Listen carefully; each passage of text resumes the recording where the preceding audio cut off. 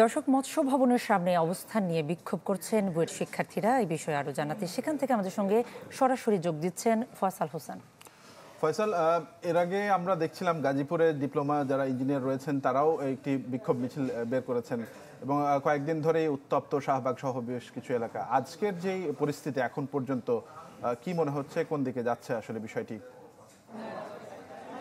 Dialogue সুবাসিত toilet cleaner, যার power plus formula টয়লেটের কোনায় কোনায় পৌঁছে 99.99% জীবাণু ধ্বংস করে। রিমার্ক।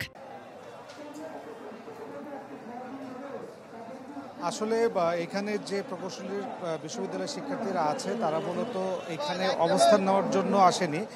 তারা এই মৎস্য ভবন দিয়ে কিন্তু ডিএমপির দিকে তাদের একটি স্মারকলিপি দিতে যাওয়ার কথা ছিল এবং সেই উদ্দেশ্যে তারা যখন এখান মৎস্য ভবন অতিক্রম করছিলেন তখন কিন্তু যেহেতু সামনে প্রধান উপদেষ্টার বাসার আশেপাশে 144 ধারা আছে, সেই কারণে কিন্তু তারা আর এখান থেকে অগ্রসর হতে পারেনি। পুলিশ তাদের এখানে থামিয়ে দিয়েছে।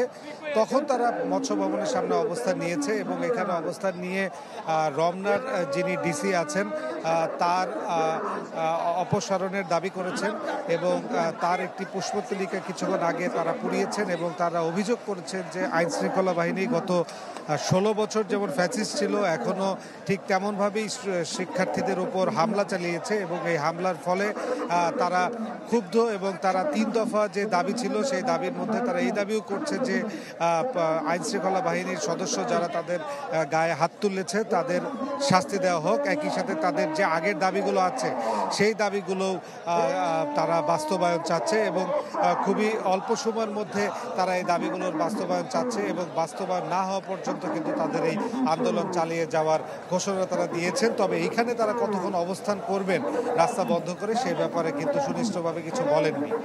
তো এই ছিল মূলত সর্বশেষ পরিস্থিতি।